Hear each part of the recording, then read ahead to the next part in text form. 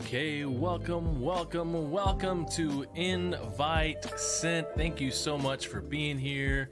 My name is Bubba Gaddert, Executive Director of Varsity Esports Foundation, a D&H Ambassador, and your host for tonight's amazingly fun and exciting gameplay with my very good friend here. Let's bring him on. Christopher Turner, how are you, sir?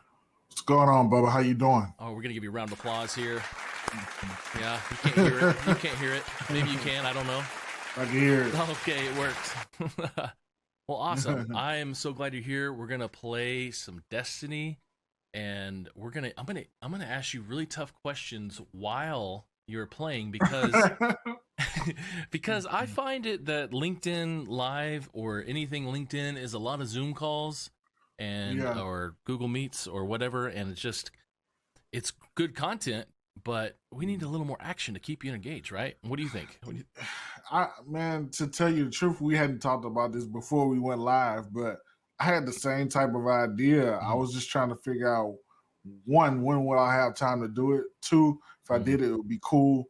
And like, I guess great minds think alike, because you beat me to it, and I love what you're doing, man. Well, I only have 5 kind of jobs. You have like 700 different jobs that you do, just to make everybody aware out there that you have a lot of jobs. So I'm gonna pull up here my gameplay, so they're gonna be able to see my gameplay, and I've got you on the screen. And man, we're gonna have some fun. Last night yesterday we created some accounts together and got into the game, and I like it because I played it on PlayStation in the past, and what I think is funny is you coming in as a non-keyboard player. Yeah, not a keyboard player. So I have to tell everybody, when we played on, like, I was at school, I didn't have all my stuff. So today I'm not playing keyboard. I hate to do the spoiler alert, but I have this. Oh, okay, great. Okay, now we're really gonna get really good here. We're gonna be really good. Yeah. Okay. Lock in. Okay. So we're gonna have you jumping in and playing a lot better. Yeah. But I need to learn. Like, I need to. I'm getting ready. We're my wife and I were designing I like to say our forever home, but you let her say it. I don't know if it's going to be the forever home. Yeah. But I'm going to have a designated room, so I'm getting ready to, buy me a PC. Hopefully, graphic cards are easier to get by then. No. And I'm really going to hone in on my keyboard and my skills. So that'll be good. It'll be good. Yeah. I mean, because if you want to go pro, just like all the kids out here that we hang out with. Then I'm a coach. I don't necessarily got to go pro. They just got to listen to what I'm saying. True. And I hear you're pretty good coach from what I hear. I'm okay. I think there's always room for improvement. Okay, so let me ask this: why coach? Why coach esports? I always was an avid gamer. Grew up in the hood. Like, I grew up in a neighborhood that was a lot different, probably in the 60s and 70s and even the 50s. But I was born in '84, so I was born in the middle of the crack epidemic. And so my mom, like, it was a tool to keep us inside. And it worked. I fell in love with gaming. Life happened.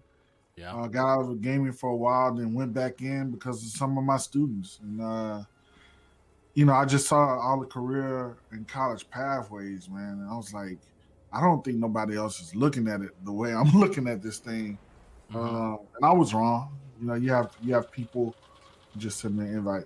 You have people that look at it the same way. And, I said, hey, man, I think I can make this happen. I always had, like, everybody, all my students always said, hey, are you a coach? So I got asked that question all the time. I guess it was the swag that I had. And it just happened. I was like, I love the impact on the kids. I love being around them. And, just steering them in a good pathway, just helping them figure themselves out. Yeah. So it worked.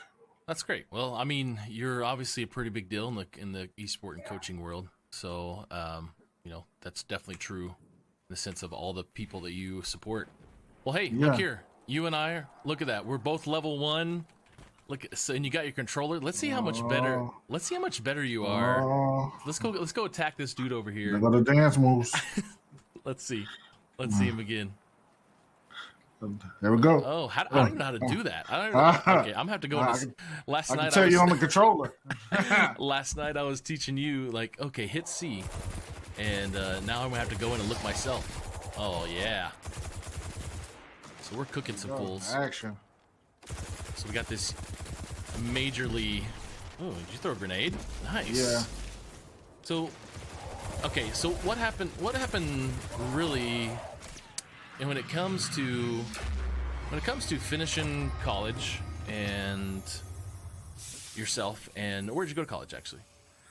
Man, I'm glad you're asking these questions. So you're talking to a person that never set foot on the college campus than to get girls and to promote parties because I was a party promoter.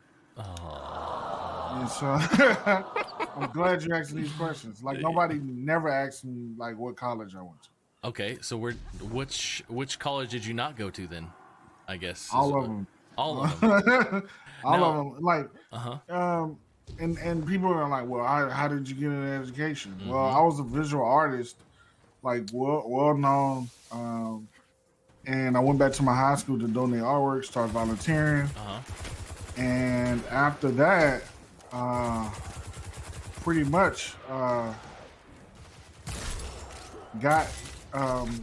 asked to be the art teacher. Okay. And in the state of Louisiana, they have ancillary certificates. And so if you're a working professional, if you're a working professional, you can show proof. And I had all those credentials. Okay. And I've been teaching almost 9 years. That's amazing. I really appreciate that. As a person who I've been teaching about 8 years in college in the higher ed level, and up until when Obama left office, anybody with a bachelor's degree could teach. And then what happened in public institutions, they took away your ability to teach. Bubba. Oh no, I'm coming. I was going for the quest. They took away the ability, if you don't have a master's, you couldn't teach in college anymore. Right. And luckily I teach at an NAIA school. It's private, so they don't care. Yeah. So I do appreciate that. I think for me, man, and some of the work that I'm doing now, I want to involve more industry in the process. Because, I mean, if you're talking about, your next workforce, industry needs to be included. So industry, what do you mean by that? What's tell me about what you mean by that. I mean, let's take EA for example. Okay. EA should have a role in some of these private colleges, public colleges. It doesn't matter. They should have a role in what's taught. A working relationship with, and I'm using EA as an example, but it can be for everybody. Having a working relationship where you help develop curriculum, you do internships, and you develop your next workforce. Yeah. I mean, it only makes sense. Like right now, the conversations I'm having now is that, hey, they have a degree, but they don't know how we operate as a company, culture-wise, development-wise, policy. So why not train them while they're in college? Okay. Yeah. So makes a ton of sense. It's almost like an incubator process, a springboard. Okay. I like that. Hey, I'm gonna move over to where the guy was last night and go up above. In that, there's a quest over here. We go through this level. Got it. Okay. So now, how I actually had this conversation with somebody else about them. They had been saying they had finished college, and then they raised a bunch of money, and then they said, you know what, I need to stop saying that because maybe I'm a good example for entrepreneurship, that I didn't get a degree or I didn't finish my degree. Without a question. And I always felt that because I remember my mom saying when I was growing up that, hey, school's not for everybody. Where did you go? Oh, I went down this hallway. There's a hallway you got to go through, yeah. Yeah, you don't have the little, I don't think you're on the quest yet. Or I thought you were on this quest. Or it's not target, it's not started. Oh, I already did this quest. Oh, you did? Oh, see, look at that. You should be level 2. But what I appreciate is, you know, I mean, you're really what we've got here is this Gary V mentality when it comes to education. If you know Gary V, he likes to say, don't waste your money on college. Right. Which is always funny for us educators and us in the esports industry who are constantly preaching esports as a pathway to college. How do you manage that with that kind of conversation when that comes up for you, Chris? Saying, hey, I want you to go to college. What do you say to students, even though your experience is different from theirs potentially? Well, do your research. You know, I have 2 daughters that are in 10th grade, so I have this conversation every day. Like, do your research. What type of money are you gonna make? Is it comfortable to the lifestyle that you're gonna want to live? Okay. Like, you know, like if you're cool with making $50,000 a year and you're comfortable with what that's gonna get you, hey man, do it. You know what I'm saying? But you know, some things you don't have to go to a 4-year institution. You can go get a trade. You can go to community college. Right. It just depends on what track you're gonna want to go. And I mean, we're talking about esports and gaming. I mean, you already know, like all you need is you know, some experience right now. You can kind of plug and go.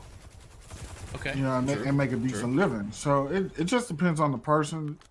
You know, now, you know, with a college degree, it might get you in some doors and some opportunities just off a resume, but if you build a name for yourself, that's almost as good as having a degree from somewhere. Yeah. In some cases. Yeah. Okay. Well, let's take it. Let's go back a little bit here first. Actually, if you want to follow me after we kill these guys, we gotta. Okay, I'm sorry. You're owning people with your Stadia controller, brought to you by Google. Yeah. There you go. Actually, here's this big dude we gotta kill now. I got some for him. Oh, on this one, you shoot his legs out, and then he like falls over, and okay, he disappeared for some reason. He disappeared. Okay. Is the quest over? I guess I don't know. So I'm gonna go this way towards this direction. Man, shout out to Cody Dragon at Kovacs. Cody is a big Destiny player. Oh yeah? Yeah, he is. I didn't realize that. So, Cody, if you're out there, he's a first-person shooter. You need to. If you're out there, Cody, you need to drop your name or your info in the chat so we can play together. There we go. I'm supposed to. I will do the connection. Yeah. Okay, I gotta follow these dots. There it is. Okay, this way. Yeah, you're kind of cool. You already did this quest, so I gotta catch up to you. This one you gotta jump way up high, I recall. Oh. Die. Okay, so let's take me way back. Take me way back to. Oops, I missed it. I can't remember how to get up. You have to go over this way. I think you have to go around. Take me way back to. What was your go-to game growing up? Your go-to game. Man, I would have to say, if I'm being honest with myself, 007 GoldenEye was a game changer for me. I love it. Like, I got chills saying 007 GoldenEye. That's how much of an impact it was in my life. I was like, oh, okay. Yes. If I thought I loved gaming at that point, it wasn't open world yet. But it was close enough. And it was a 4-player element, you know. Yeah. Last man standing type of game, so I fell in love with it, man. I think it goes down as like Nintendo 64. Yes, Nintendo 64 GoldenEye goes down as like the millennials' most enjoyable game ever. Yeah. I think we do it this. We have to get up on this thing first. I think we have to get up on this thing, and then I got to jump across to the other thing. I don't, or maybe it's off the bridge. Oh, maybe we got to go off the bridge here. They made this real difficult because we have to get to this hole. All right, I'm gonna start on this bridge. You know, double jump, and I'm gonna make it. Luckily. Okay. Luckily, I made nice. it. And then there's this other one over here, and then you can stop your jump.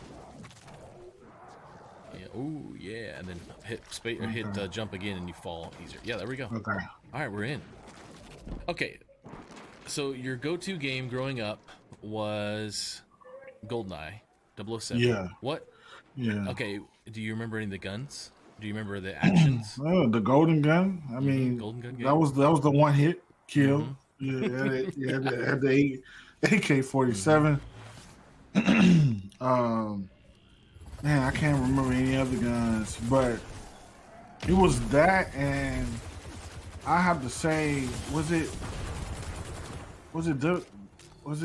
WCW Raw at that time? Oh, okay. WCW, let's see, in the 80s or the 90s? 90s. No, in the 90s. WCW was in the 90s, WWF, and then they had, man, they changed a couple times because now it's like WWE or whatever. Yeah. So, yeah, I think it was WCW in the 90s. Sting, Hulk Hogan. Hulk Hogan. So imagine, you know, in a 4-block radius, it was probably about 20 boys, right? Yeah. And so we used to do tournaments in the house, and you know, I'm an artist, I'm a creative, so we started taking cardboard and like aluminum foil and making belts, making actual belts. No way. And like, if you won, you would take that belt home. So we had a lightweight belt, we had a heavyweight belt. You know, and one time I probably had 3 or 4 belts.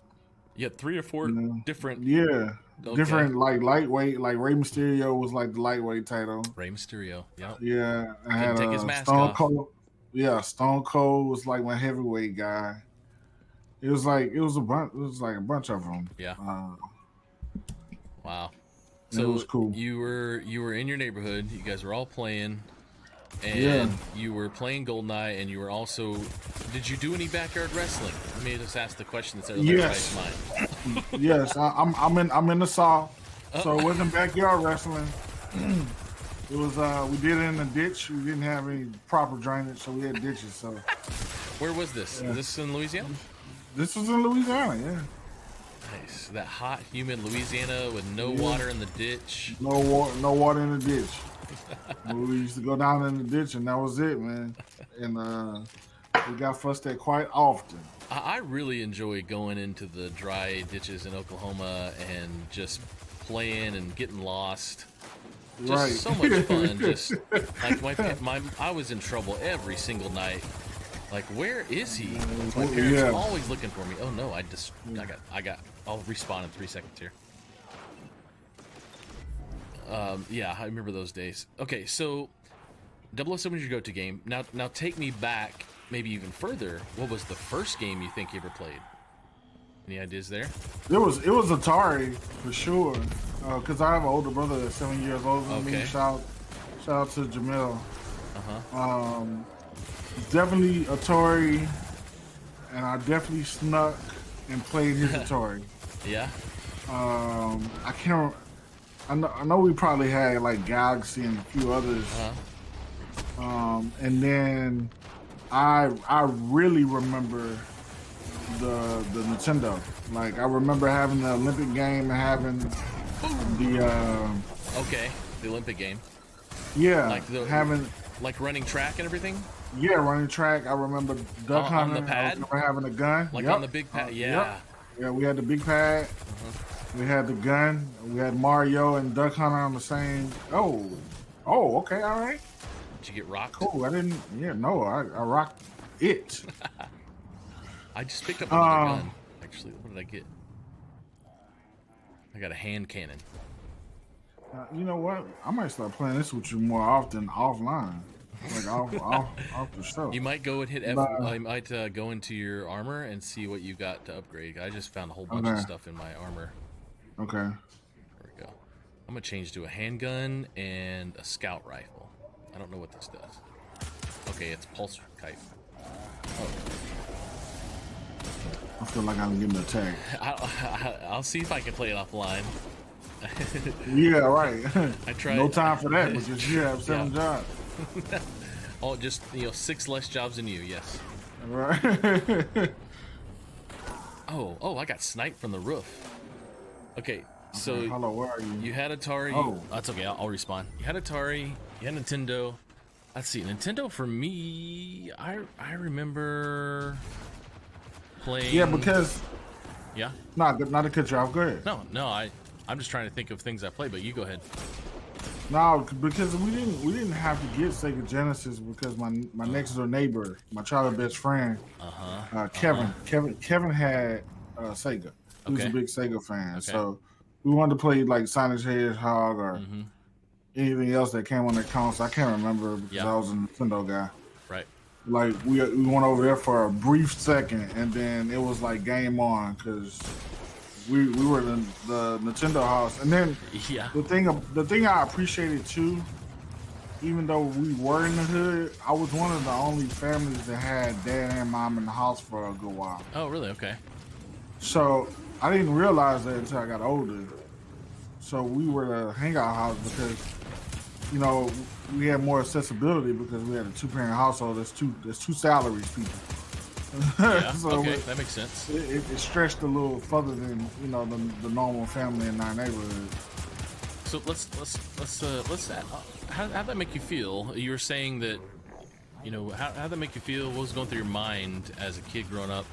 Was it different from friends around you that didn't have both families, both parents? And yeah. I remember. I think that's why I'm so much for the student first, because I remember I still have relationships with some of my teachers. Oh, really? Wow. Yeah, like seriously, like that's awesome. We talk once or twice a month. Go out to dinner. Not since COVID, but I knew very well what the difference was because I was a gifted and talented kid, so I had to get up at like 5 or 6 o'clock, get on the bus stop at like 6:30, okay, and get shipped across town to go to a gifted and talented school. For the majority of Louisiana, what's the gifted and talented school? The magnet school? Yeah, like a magnet school. Okay. Yeah. Oh, that's cool. Yeah, so I had friends on both sides of town. It wasn't, and I saw the difference firsthand. Not to put anybody on blast, but I remember my neighbors coming to get drinking water or bath water out of our hose. Yeah. And my mom and dad would let them, and they would have to boil it on top of the stove to even have hot water. The crack that whole crack era was different. It was something, man. Those 20 guys that I mentioned, probably, if I was counting, maybe, I have 2 brothers. We're okay. My next door neighbor's okay, and probably another set of brothers down the street from us. So probably out of that 20, eight of us are still alive and not in jail, but the rest are dead or are in jail, in prison. Man, well, what made you?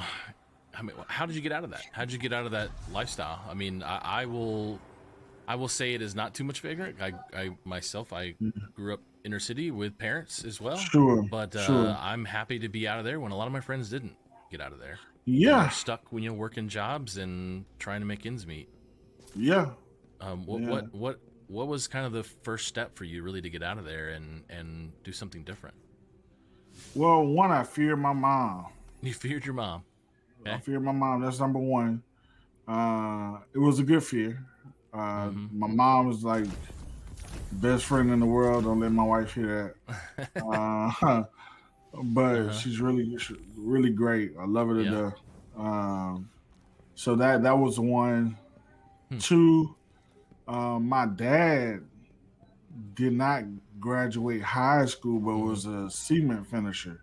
Okay. So he kind of embedded in us, like, if you don't finish school, you're going to have to work hard like me. And used to remind us how hard his days was by putting us on some of his jobs in that Louisiana heat, pouring concrete. As an elementary kid or middle school kid, you like, man, I'm finishing school. No way I'm gonna be stuck doing this. No way I'm doing this. And and then, thirdly, my uncle. My uncle is an entrepreneur. Has been in the music business over 40 years, and basically that's where my college education came from. Like being around him and being around certain people that work for Sony or work for Warner Brothers. Like I couldn't have beat that. Experience and exposure. And lastly, but should have been first, I think. My family is just having a good relationship, like with God, and like instilling Christianity in me, like fearing God and like knowing right from wrong, and knowing that there's gonna be a consequence. So, yeah, man, those things, man, like family, faith, and values, bro, like without a question. Great, man. I appreciate that for sure. It's good to hear. Thank you for sharing that. No problem. So, okay, now let's keep moving forward. Let's go. We're through high school. We've talked about college age. So now, what was like? First of all, what was your first job? Well, like, did you have a job? Were you doing concrete with your dad or something, or? Yeah, but I don't consider that. I consider that a teachable moment. Sure.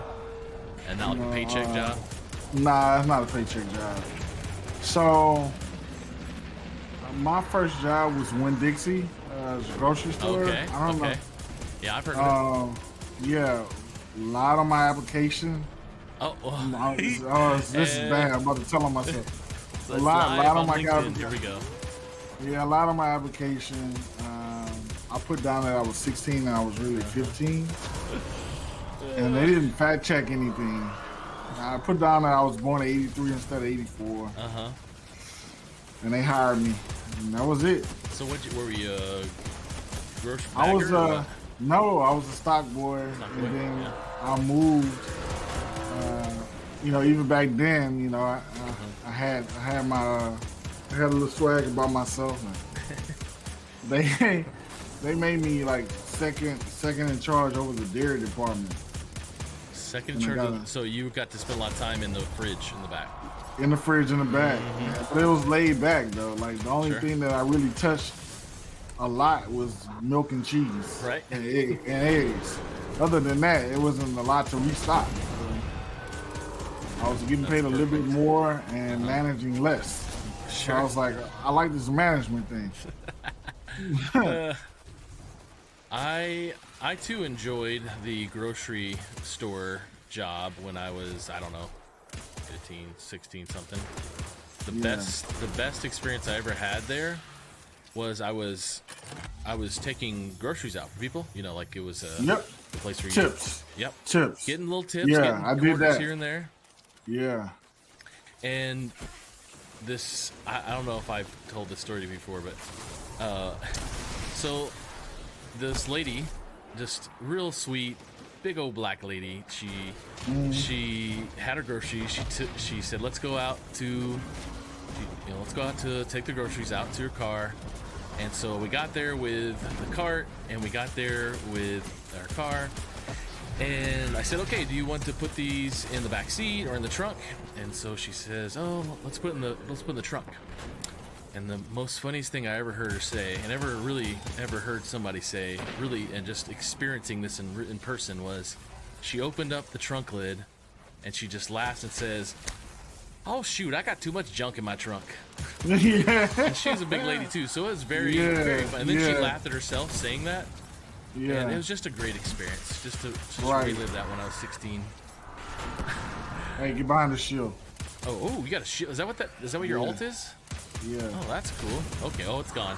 Oh, they just started. Oh, it took me out. Oh, are you down? Oh, yeah. Yeah. Oh, I'm coming. Oh, I'm getting lit up. There we go. Okay, so you lied on your application to get to Winn-Dixie. Yep. And Man. so let's say after high school, where did you wind up getting jobs or working or career? So you have to understand. I'm gonna name every job I had, but at the same time, because of my uncle, I was doing projects and I had my own entrepreneurial role at the same time I'm having these jobs. Okay. All right. So after Winn-Dixie, it was a place that's called Associated Grocers. Okay, sure. I've heard of that. Yeah. My brother was working there, and Associated Grocers made me a man because it was hard work. Okay. Yes, without a question. It was hard work, long hours, 12, 14-hour days. And you couldn't leave until your job was complete. Wow. And stayed there like 2 or 3 years. Got what the best way I could describe it was like... Let's go this way, by the way. Let's go this way. Carpal tunnel. But within my ankles.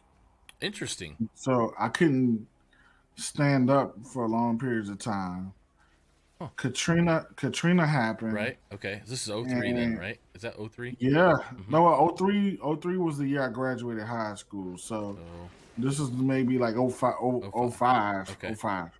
Okay. Katrina happens, and I decide to take some federal funds and go get my CDL. Oh, cool. And got that paid for, and traveled the country for a while, doing cross country. Like driving trucks? Driving 18-wheelers, yeah. Oh, yeah. Okay. I that's something I always wish I had a buddy do that. Yeah. So how was that experience? That was cool.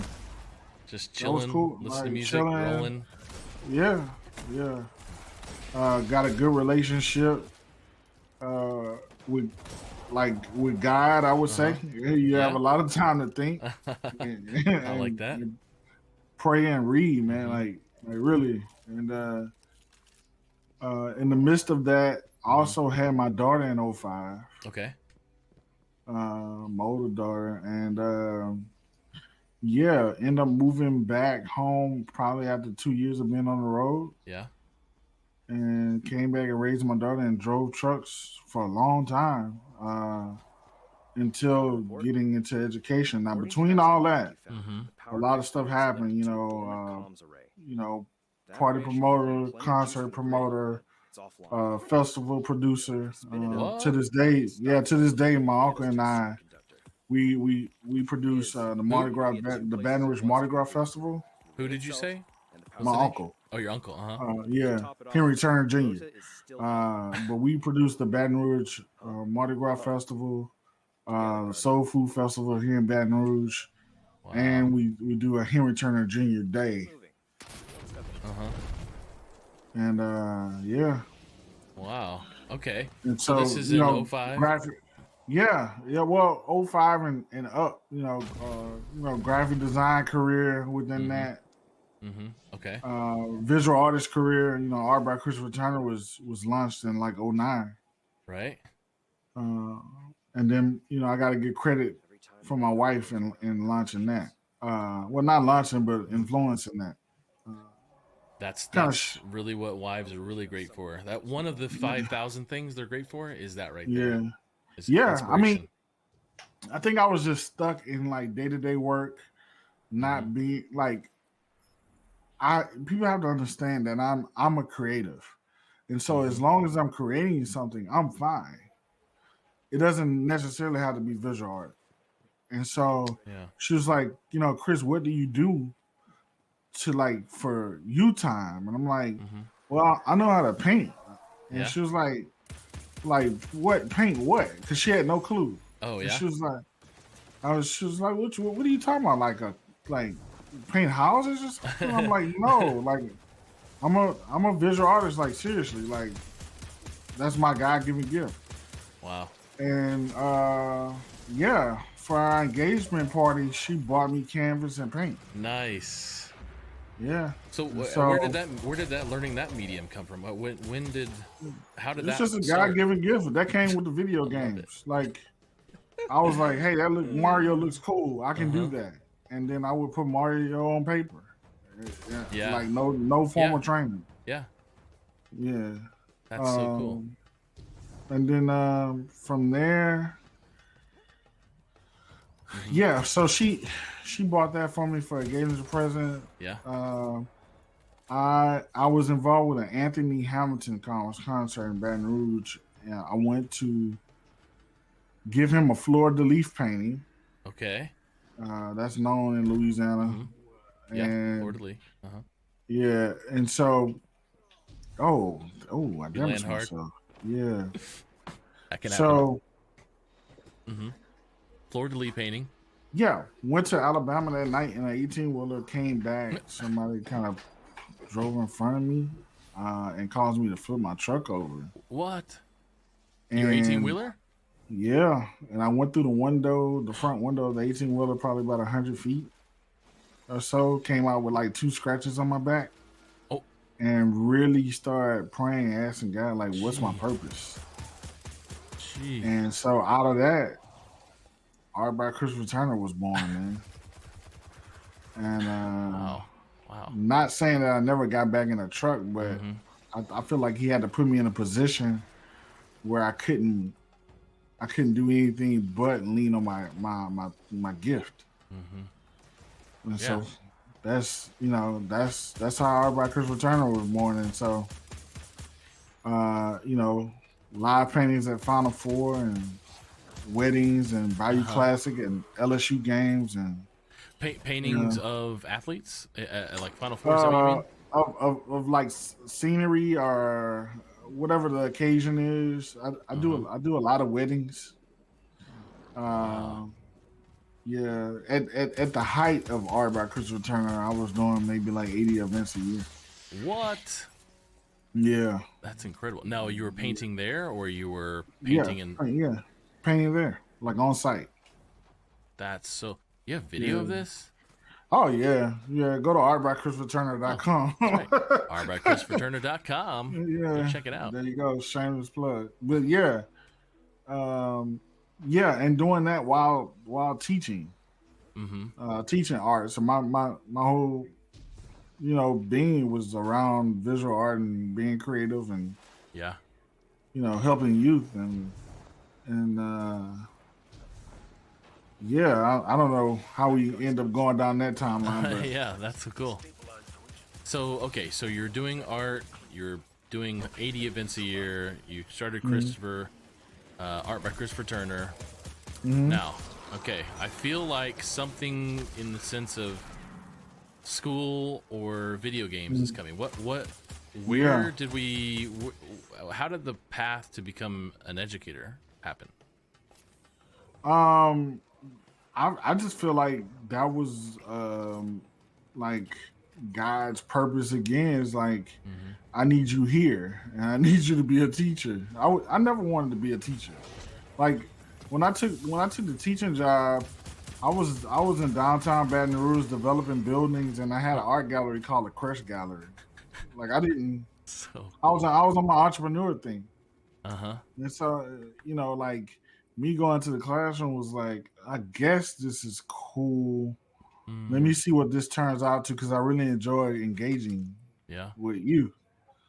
And I said, well, let me see how this goes. And like I finally was like, okay, this is why I love some of my teachers so much. Like because they're like that in between you deciding what you want to do with your life and your parents at home. Because I mean, if you're being real with it, you're at school more the majority of the time than you're at home anyway. Yeah. Like you see your teacher more than you see your parents. Sure. Yeah. And so I'm sitting in the art classroom. I went to my alma mater and taught for 2 years, and then I went to a school called McKinley High. Okay. And McKinley High is like the oldest African American high school in the state of Louisiana, and I met this young man, and to this day, he calls me Uncle T. T is short for Turner. Nice. Okay. I have a great relationship with his parents. I met Richard Carroll, and Richard Carroll used to be in my art class, and talk about 2K every day, all hour. And I'm like, if you don't put pen to pad or pencil to pad, it's about to be a problem. I'm gonna fail you. Oh. And one day, a light went off. It's like, man, let me see what 2K is all about. Now, mind you, I hadn't been. Life happened. All that I just described had happened, and so I hadn't been on PlayStation since PlayStation 2. Okay. And ended up buying a 4. And I was like, you know, imagine the shock, but like, wait a minute, I can talk to people through my controller. Like that was big for me. You know, I was like, man, you know, and fell in love with the whole process of 2K. It was relatable because I'm an NBA fan. Okay. Who's your favorite NBA team? Right. Well, right now Man, and growing up, maybe different. Yeah, you know what? I have. If I'm being political, I'm going to say Dallas Mavericks. Okay. Right? Check the link why in. Is that? Yeah. Check the link in, and you know what I'm saying. Are you some Mavericks. sort of Dallas Maverick gaming camp Yeah, extraordinaire? yeah. Gaming camp director for the Dallas Mavs, man. Having a ball doing that. Yeah, that sounds awesome. But you know, develop that. You know, Trey really like pushed me. Yeah. And really got me into like, okay, I have a projector in my class. I have a white screen in my class. Okay. Let's see what happens when I bring the PlayStation to school and just like have game sessions on recess. Oh, okay. Right? Because I always have like the big rooms because I'm in the art room. Like, you know, my rooms are always huge. Yeah. And so, you know, before I know it, like I'm hosting like 30, 40 kids in a classroom at lunch. And I'm like, what school is this at? I'm like, this is McKinley High. Okay. And I'm like, man, like, you know, I'm seeing the community aspect. I'm seeing the, you know, the teamwork. I'm seeing it all, and I'm like, man, this is something. And this is before, you know, esports was a buzzword. Yeah. When were you teaching at McKinley? Let me see. Had to be like around 2016. Because 2016, Baton Rouge had a major flood. Right. Okay. And that's how I end up over there teaching because our teacher didn't come back after the flood. I see. Okay. I see. So yeah. So this is, you know, Mason and Charlie and Aaron probably just getting ramped up. Yeah. They're 4 years in, probably the 100 schools at that point. Yeah. Wow. And so, you know, I'm about to die. I got your back. I'll save you. Oh no, we both die. Okay. No, you actually brought me back before you died. Okay. This tough part. So I'm gonna ask questions still. Okay. What? You were at McKinley High and you started seeing all this happening with the students at lunchtime, and then what did it shape into something different? Well, it never did shape into anything. What happened was I ended up going through like 3 different principals in 3 years. Oh wow.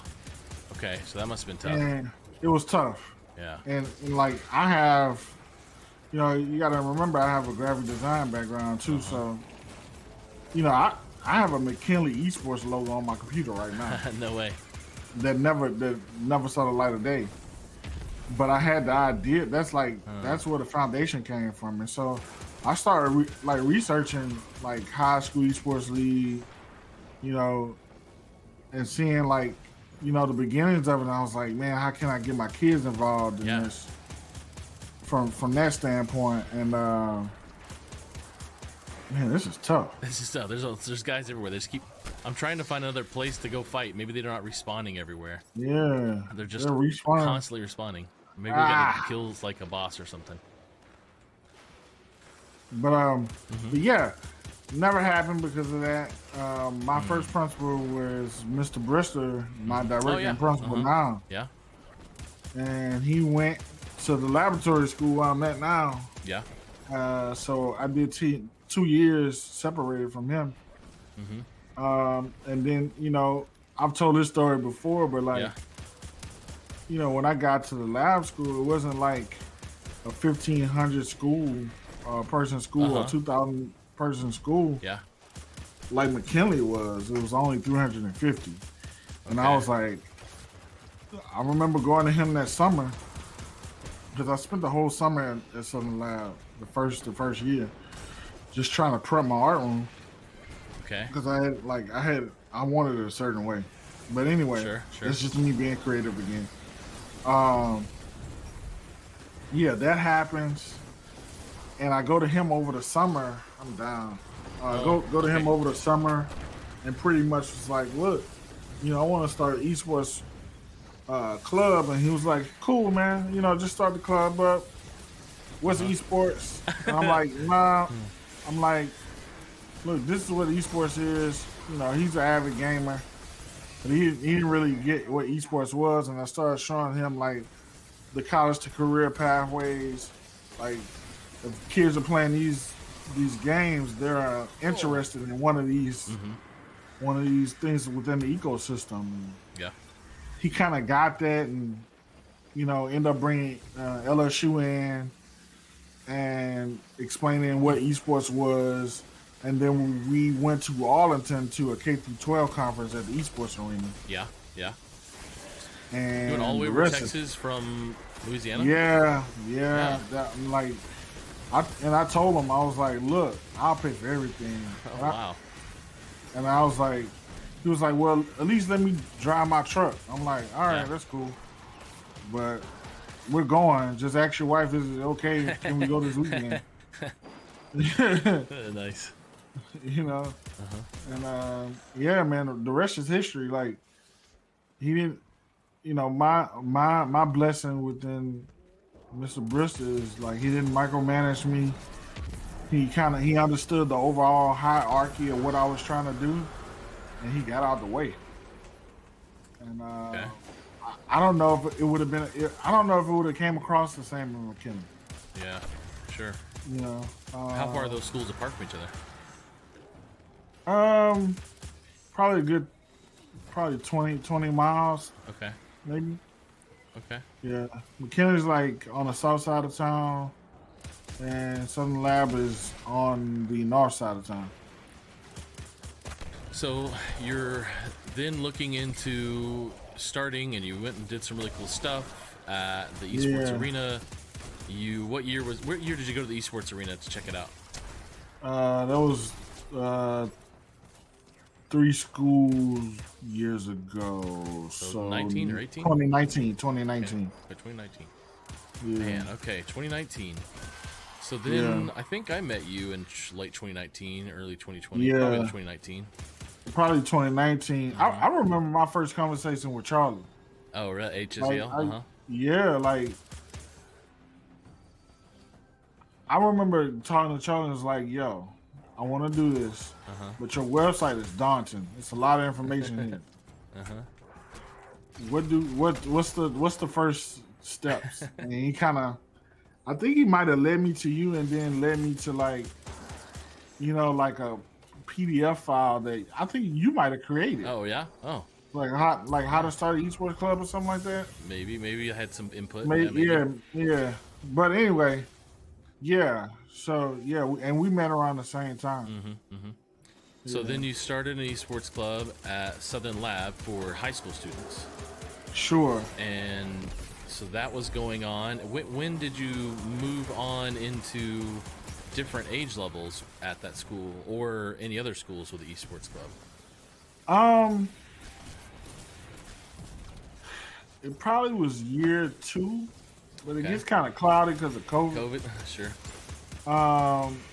Yeah, definitely year 2 because the middle school league wasn't around yet. But you have to understand, I have to think different than any other coach or director because Why is it's that? like I'm at a pre-K through 12th grade school. Okay, sure. And so, like, how do we program it so nobody feels left out? You know, so what does that look like? So, like, right before school ended last year, we did a Fortnite camp with elementary students and got State Farm Insurance to kind of cover the costs. Okay. And so we did snacks and giveaways and had a great time. Kovacs, I was able to work with Cody Dragon. Kovacs donated codes so that we can run Kovacs with the elementary kids before we got into Fortnite. So, we had to be creative like that.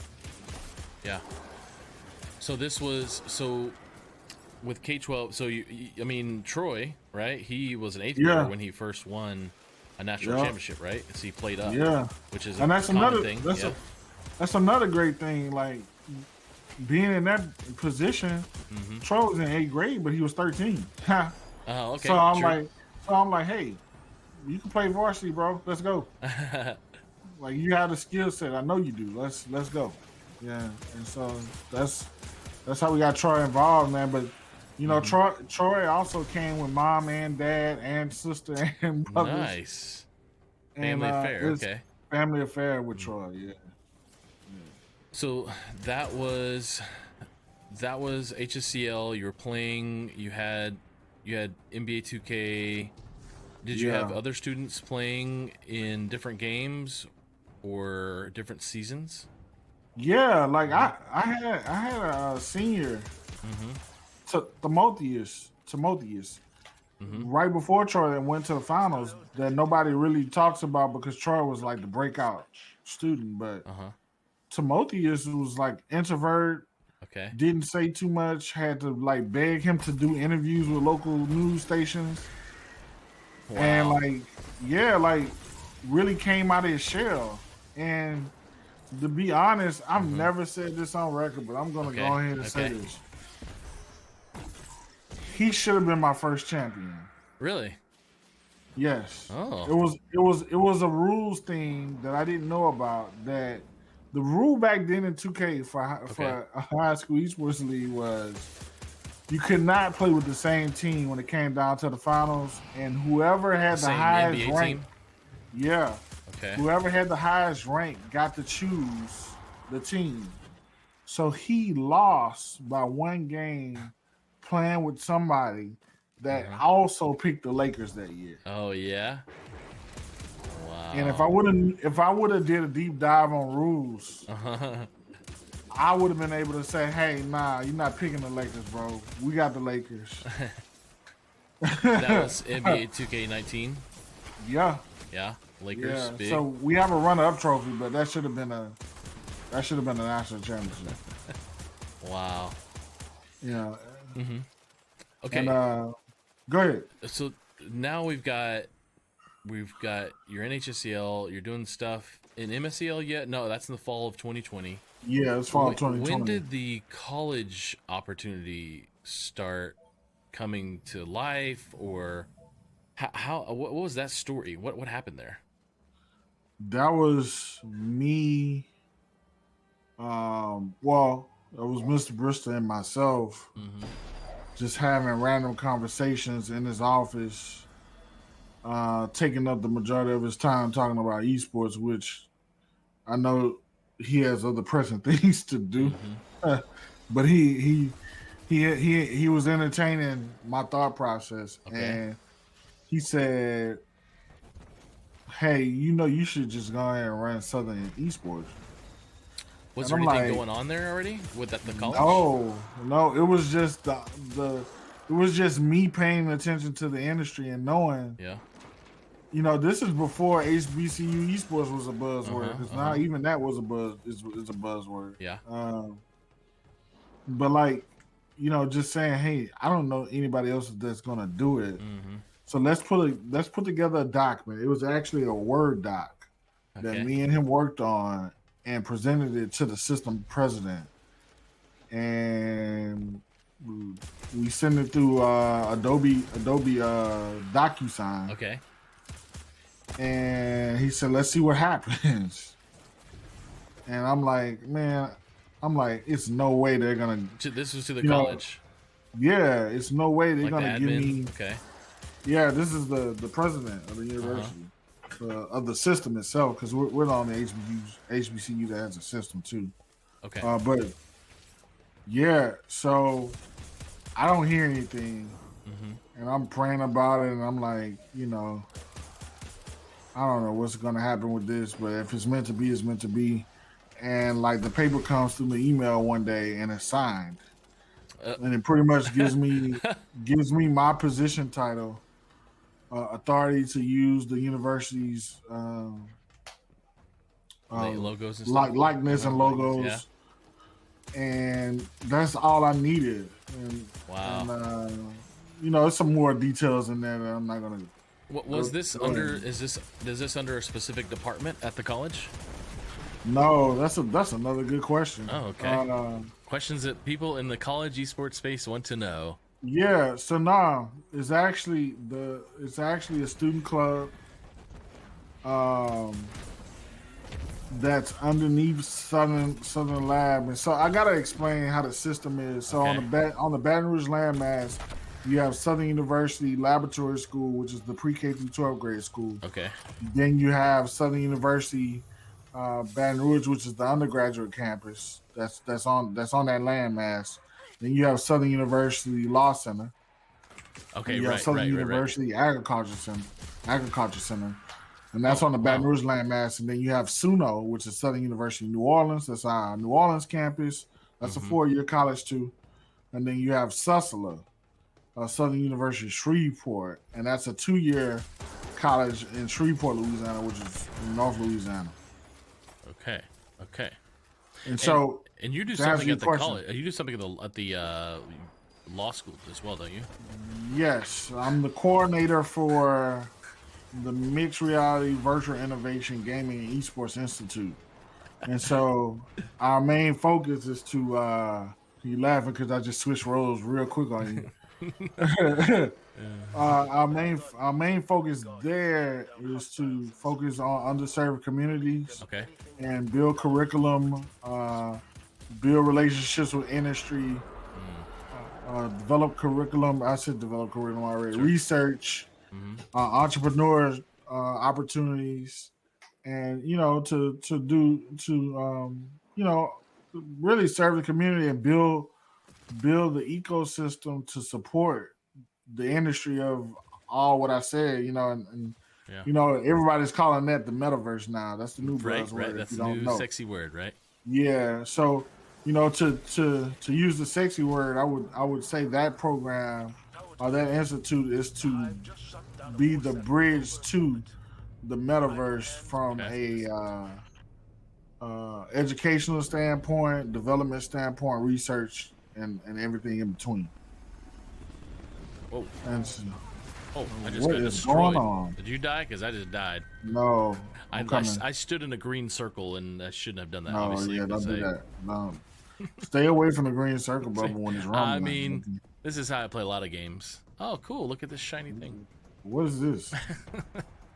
I think we got to hack that. Let's see. Oh, okay. Scan it. Oh, yeah, we'll scan it. Okay, so so they said yes to the college program. Yeah. They said you're doing stuff at the law school. There's all these different kind of programs, or different divisions and everything of where you're working.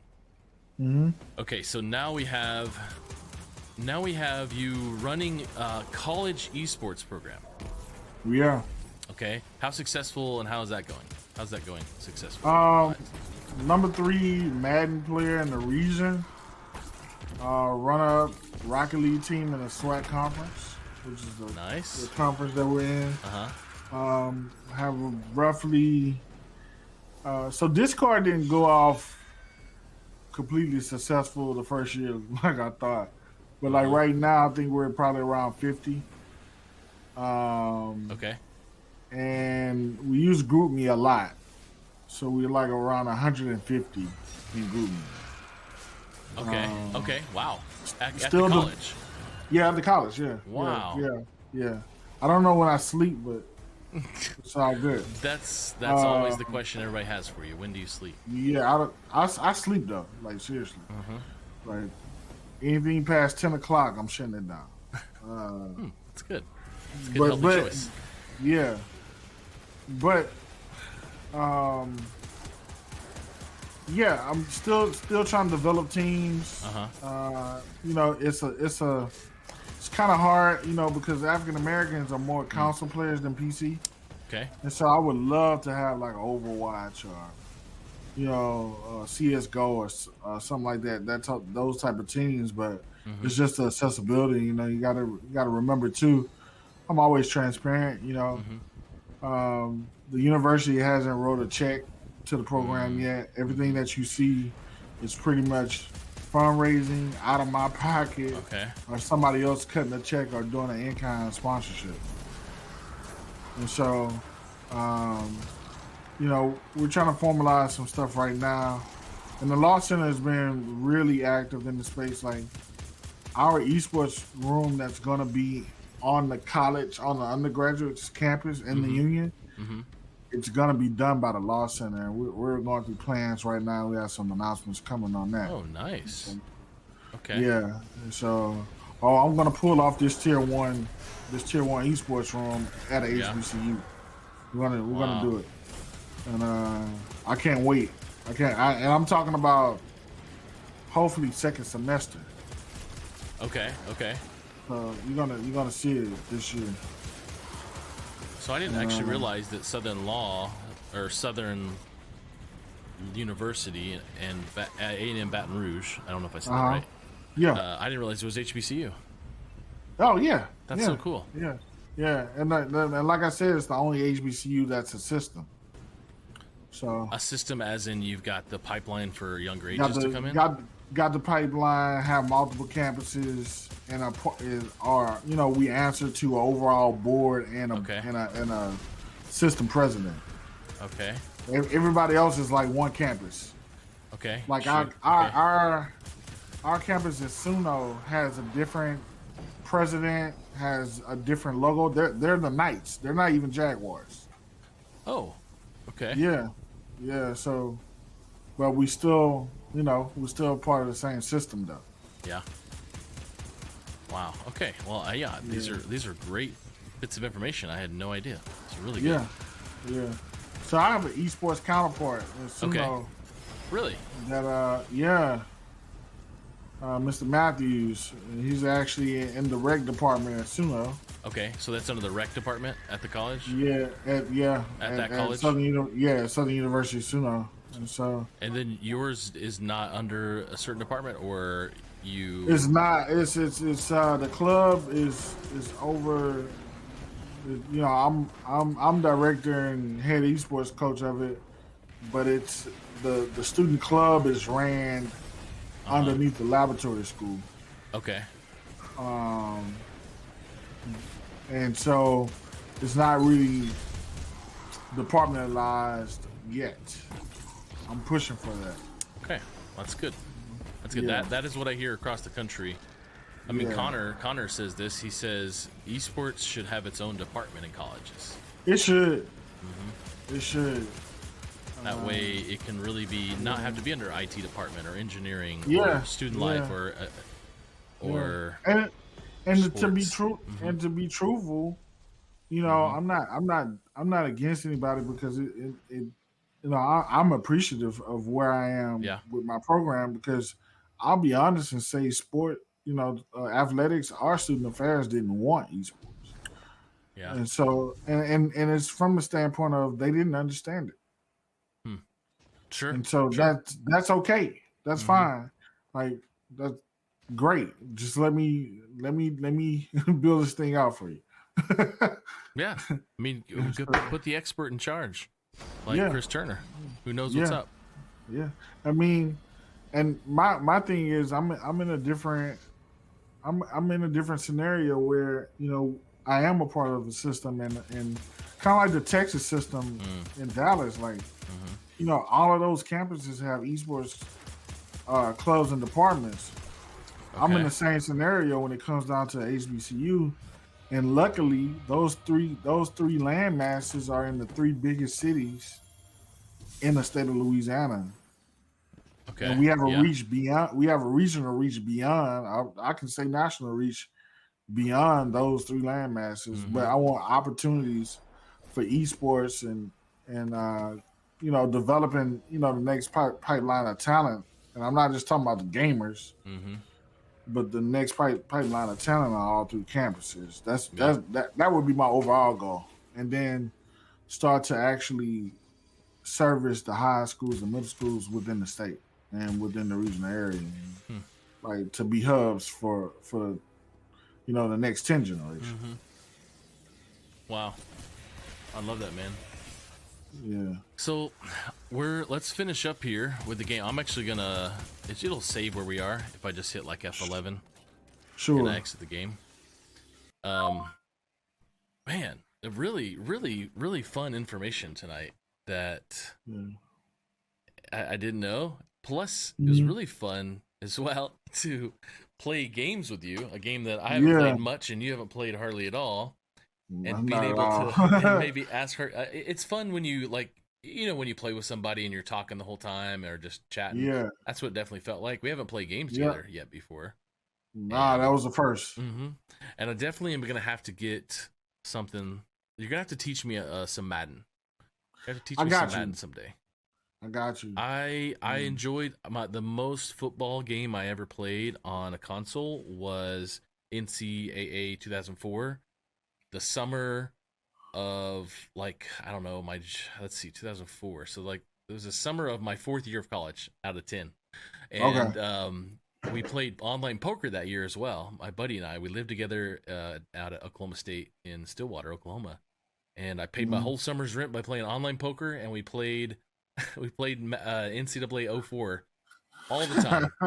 And I played NCAA or Madden a couple years ago.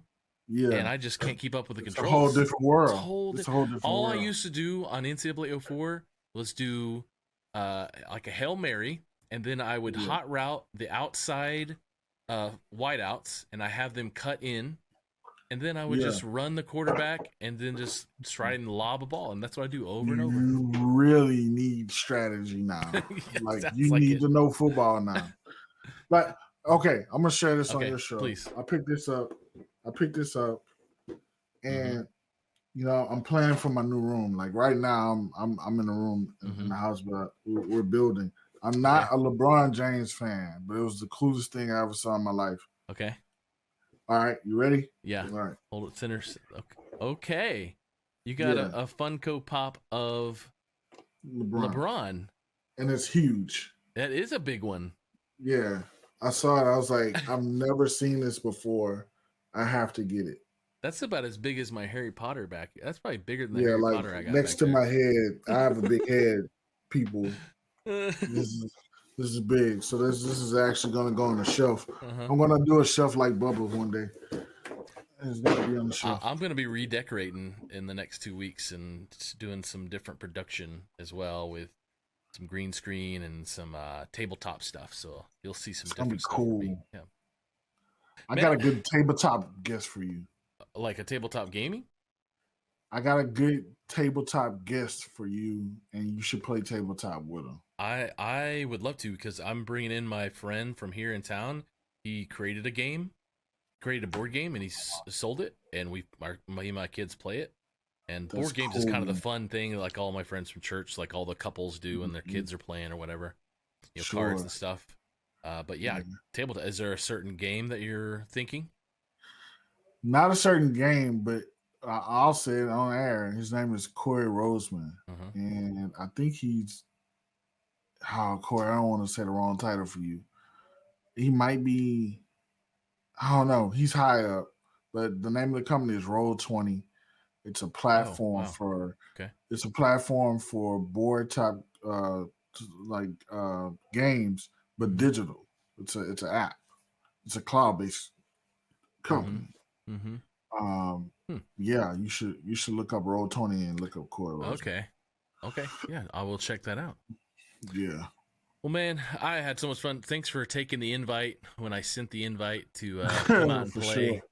I thought it was going to happen later, but I was happy that you sent me like episode 2 because I saw the first one. I was like, we're going to have to talk. I have been creating and then putting it off and creating, and then I made a somewhat okay logo, and then I designed stuff, and I just kept playing back and forth with stuff.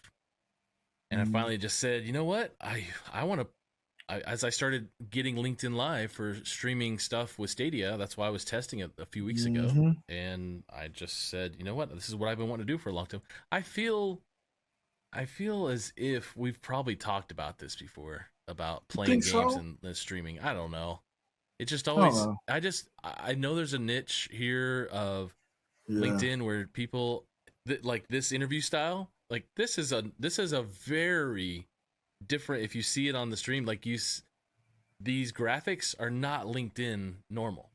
So just that not. Alone, it's gonna pop. The gameplay by itself, and and to be and I'm trying to be humble about it, but I like making graphics just like you. I'm not by far anywhere to your level, but man, I think it makes content better. As you know, you're very great about content and art on social media. And then the other thing that's not on LinkedIn is a video gameplay. And if there has been, it's been like on a Zoom call with a shared screen and somebody's talking about a game. Sure. Well, I don't know if it's the place for it, but hey, I think it is too late to try. I think the network is here. The people are here. Like, it's a lot of people within the ecosystem of gaming that's on LinkedIn that actually, if they had a set time to play, they would play. Like, I don't play like I used to because I'm too busy running all these arts, but like I get my game time in. Like, I still have that itch. So I think you have a lot of people with that itch. So I think so. I think people want to play games, and I just want to keep creating more and more of these shows that way. And I've got it set up where I can put 3 or 4 people on the screen at one time. So if we want to play like a 4-player or whatever kind of game, there's obviously lots of games. Yeah. And I want to try and do other things. Obviously, playing Overwatch last week was because I've only played it like 5 times. So Coach Mike Russell was teaching me how to play because obviously how to play. Mike's great. Mike's great. I'm happy and excited to see what he's going to do in Generation Esports. Yeah, him and Christy are just, it's honestly funny to because I got brought in to talk curriculum and education stuff and work on with them, and man, they're just absolutely killing it. But it's so funny because they're there like before 8 o'clock, and the millennial, Zoomers, I guess I'll just say 11. Zoomers.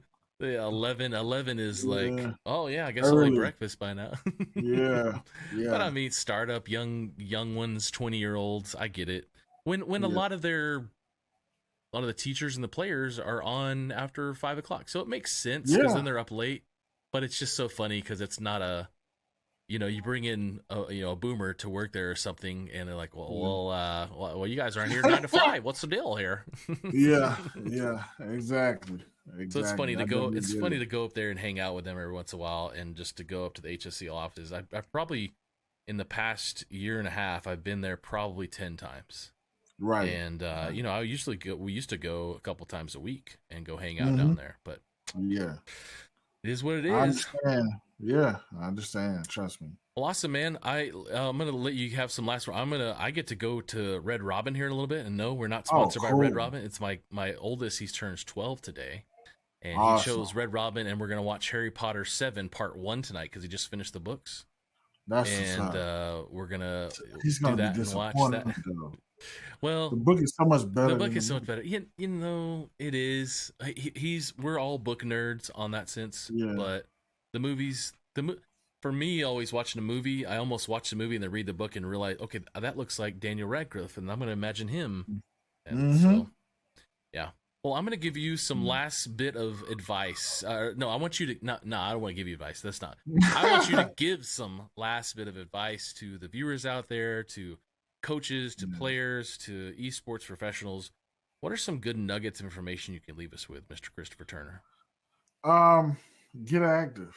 I've said it before to you in the previous interview. Like, LinkedIn is one of my best friends in the world. Get active on social media, plug and go. Like, don't be afraid. I don't care what people tell you. If you want to do something, find a way to do it. And be a servant. Always do something for somebody else, it's gonna reap a return that you won't even expect. And you know, if anything, Bubba, I want people to know that I push hard and work hard, not only for my family, but in order to, you know, give God glory. Like, because at the end of the day, nobody can. You could say everything great about Christopher Turner, but nothing would be possible without God in my life. And He knows if He elevates me, I'm going to give Him glory. And at the end of the day, that's all I really care about: helping people and make sure God gets the glory at the end, my brother. Well said. Well said. Much felt. Well felt. I love having another fellow Christian brother in Christ here in the esports industry, and enjoying life and craziness with you and all the fun phone calls we get to have about things happening and just what this this industry can be, and how you've made a lot of it yourself. You've made a lot of this industry, and I know you be humble about it, but still you've done a lot for this industry, a lot for students, a lot for education, and that's why I wanted to make you a for sure guest on Invite Sent episode 2 today, and play a game. I'm so glad you got a controller, because I think I think it would have been the conversation would have been much harder. Different conversation. Hey, I still look down at my keys like, okay, where's W? Yeah, okay, I still do it. And I've been playing keyboard games for a long time. Yeah. Now, I used to play Doom. I say this, I know we got to go. I used to play Doom because we did have a PC growing up in the house. So it wasn't unfamiliar for me to do WADNS. Like, I had that, but it's the other buttons that comes with Destiny. I'm like, yo, T, I don't know C, what. H, V, F. Yes, all of them.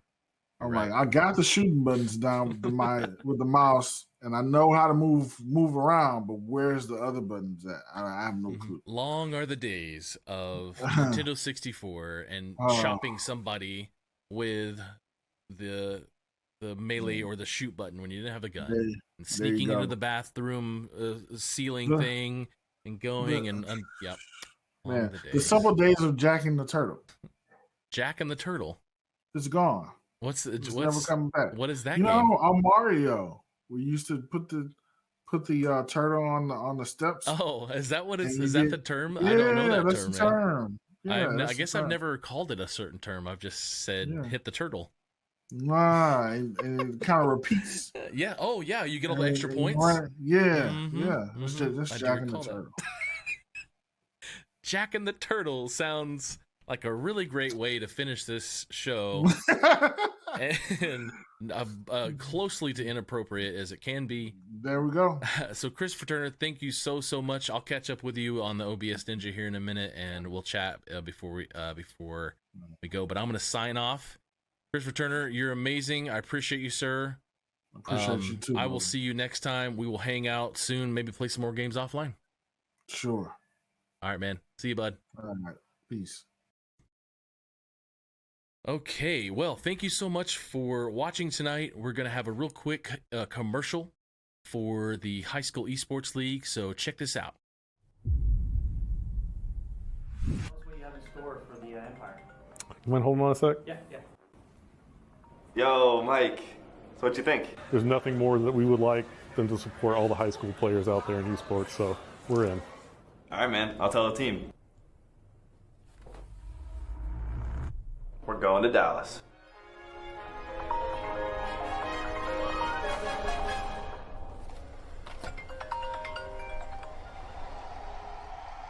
Hey guys, just checking in, making sure you're getting close to our HQ.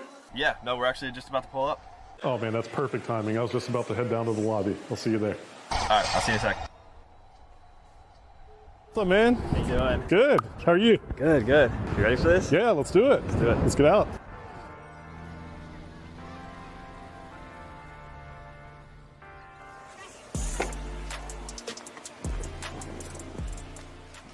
We had so much fun playing with Christopher Turner. Golly. It's just so funny to play a game like that, and you get it, right? You get it. You just play. You don't have to do a lot of coaching because there's some control, and we're all both level 1 at that point. But man, what an amazing night. We're going to be back here on Invite Sent on our next show, episode 3. Someone else from the esports industry, whether they be an educator, a professional, streamer, content producer, influencer. We will be back to answer and ask lots of fun questions while we play games, because Invite Sent is a show for you to watch us play games and ask people some questions. All right, guys, have an amazing night. I'm Bubba Gaddert signing off. I'll see you later. Bye.